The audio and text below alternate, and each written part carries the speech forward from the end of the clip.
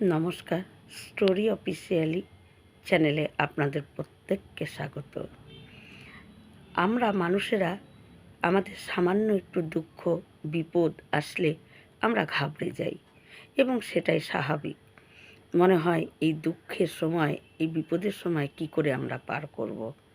কিন্তু দুঃখ আমাদেরকে কিন্তু অনেক জ্ঞান এবং দুঃখ থেকেও আমরা অনেক কিছু বুঝতে পারি। দুঃখের সময়, বিপদের সময় যে পাশে থাকে তাকে কিন্তু আমরা প্রকৃত বন্ধু ভাবতে পারি। কিন্তু সুখের সময় যে পাশে থাকে, দুঃখের সময় সে ব্যস্ততা দেখায়, তাকে পরবর্তী সুখের সময় আমরা চিনতে পারি যে তার উপরে ভরসা করা আমাদের উচিত না। আর গীতাতে ভগবান অর্জুনকে বলে যে, অর্জুন, মানুষেরা ভাবে আমি তাদের ভাগ্য নির্ধারণ করি, কিন্তু অর্জুন, আমি ভাগ্য নির্ধারণ করি না। যে যেমন কর্ম করে তার ভাগ্য ওই কর্ম দ্বারাই নির্ধারণ করা হয়। যদি কেউ ভালো কাজ করে, ভালো কর্ম করে, তার ভাগ্য সেভাবেই নির্ধারণ করা হয়। আর যে খারাপ কাজ করবে, অন্যকে কাঁদাবে বিনা কারণে, তার ভাগ্য সেভাবেই তৈরি করা হয়। ভাগ্য আমি নির্ধারণ করতে পারি না, যার ভাগ্য সেই নির্ধারণ করে। আর তাই কর্ম আমাদের ভালো করা উচিত।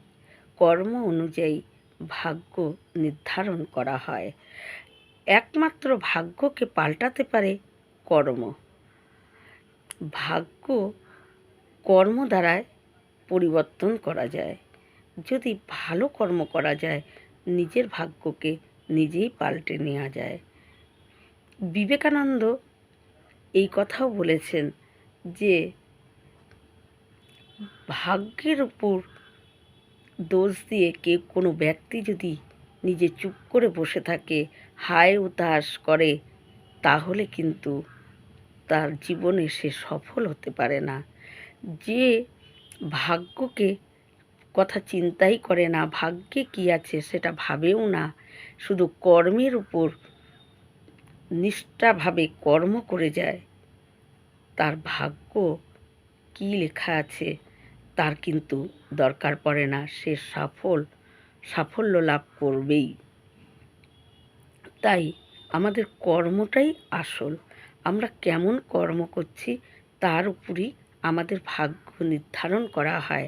তাই আমাদের প্রত্যেকটা মানুষের ভাগ্যের উপর দোষারোপ না করে আমরা কর্মে ভালো করা আমাদের দরকার, এবং ভালো কর্ম করলে নিজের ভাগ্যকে আপন মনেই পরিবর্তন করা যায়।